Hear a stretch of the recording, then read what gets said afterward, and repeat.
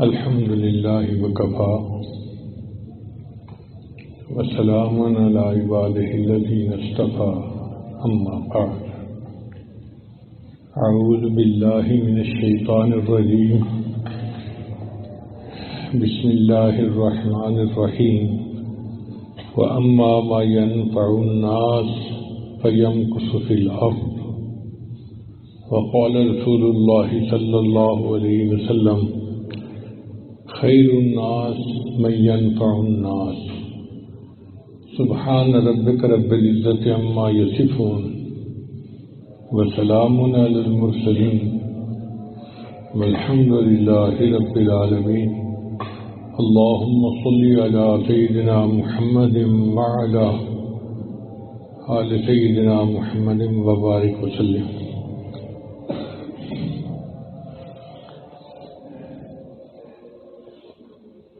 1970 کی تقریباً بات ہے،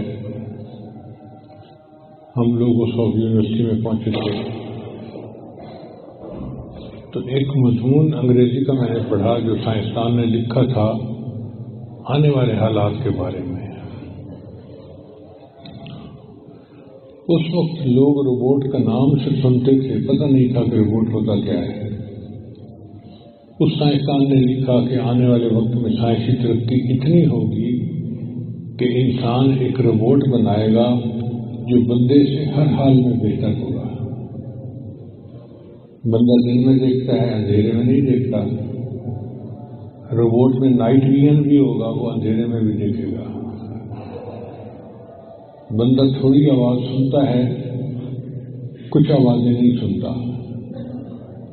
وہ روبوٹ ساری آوازیں سن لے گا. بندہ 2-3 زبانیں بولتا ہے، وہ روبوٹ پوری دنیا کی زبانیں جانتا ہوگا. تو ہر اعتبار سے وہ بندے سے زیادہ بہتر ہوگا. پھر بندوں میں اگر کوئی ڈاکٹر ہے تو انجینئر نہیں، کوئی انجینئر ہے تو ڈاکٹر نہیں. ایک علم ہوتا ہے. وہ ایسا روبوٹ ہوگا کہ جس کے پاس میڈیکل کا علم، انجینئرنگ کا علم، ہر علم اس کے پاس ہوگا. اس کی ہارڈ ڈسک میں ہر چیز بھری ہوگی. اب وہ سائنسدان بڑا خوش ہوا کہ میں نے انسان سے بہتر روبوٹ بنا لیا. ایک دفعہ وہ سائنسدان سویا ہوا تھا تو خواب میں اس نے اللہ تعالیٰ کو دیکھا. کیسے قیامت کا منظر ہے اور میں اللہ کے سامنے پیش ہو رہا ہوں. اللہ تعالیٰ نے اس سے پوچھا، میرے بندے دنیا میں تم کیا بنا کے لایا؟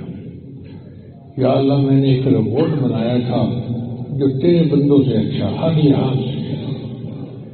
تیرے بندے تھک جاتے ہیں اور ان کو سونے کی ضرورت پیش آتی ہے، کھانے پینے کی ضرورت پیش آتی ہے. میرا روبوٹ ایسا ہے جو مستقل چلتا رہتا ہے. اللہ نے فرمایا اچھا روبوٹ چلا کے دکھاؤ. چنانچہ اس نے 2-3 روبوٹ چلائے اور وہ چلنے لگ گئے. کوئی ادھر جا رہا ہے، کوئی ادھر جا رہا ہے، گھوم رہے ہیں. پھر اللہ کی منشا سے ایک روبوٹ کی شاخ ٹوٹ گئی اور ٹک سے وہ کھڑا ہو گیا. دوسرے گھومتے پھرتے رہے. اللہ تعالیٰ نے اس سائنسدان کو فرمایا کہ دیکھیے تم نے جو کچھ بنایا تھا، ایک ٹوٹ گیا ہے، دوسروں کو پرواہ نہیں. پھر اس کے بعد اللہ تعالیٰ نے 2 بندوں کو کھڑا کیا، انسانوں کو، اور ان میں سے ایک کے پیٹ میں درد پیدا کر دیا. اب جس کو درد ہو رہا ہے نا، وہ یا غصے سے دیکھ رہے ہیں. تو قرآن مجید تعالیٰ فرماتے ہیں وَلَا تَقْنَطُوا، غصے میں انسان کو دیکھو اور محبت بھرے محبت بھرے انداز میں انسان سے بات کرو. اور تیسرا ہوتا ہے دوسرے انسان کو نفع پہنچانا. تو شریعت نے کہا وَأَمَّا مَا يَنْفَعُ النَّاسَ، دینی بھائی کہ آنے والے گھر کا آدھا حصہ دے دیا.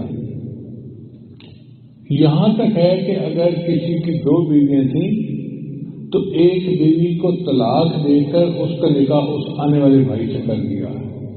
اب بتائیں کہ مرد کی غیرت ہوتی ہے، اس کا دل چاہتا ہے کہ میری بیوی تو کوئی آنکھ اٹھا کے مت دیکھے، اسی پہ لوگ قتل ہو جاتے ہیں، جانیں چلی جاتی ہیں. یہ ایسا ٹچی معاملہ ہے.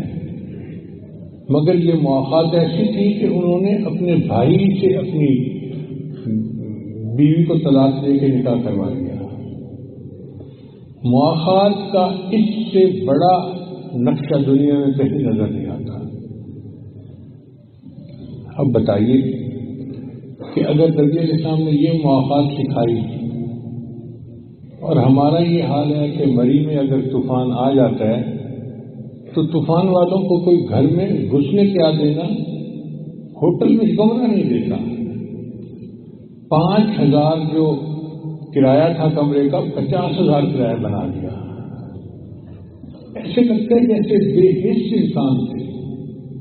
مجھے ابھی تک یہ بات سمجھ میں نہیں آئی، اس لیے کہ میری نظر میں مری آزاد کشمیر کے لوگ بہت محبت کرنے والے لوگ ہیں، ٹوٹ کے پیار کرنے والے لوگ ہیں، جان قربان کرنے والے لوگ ہیں.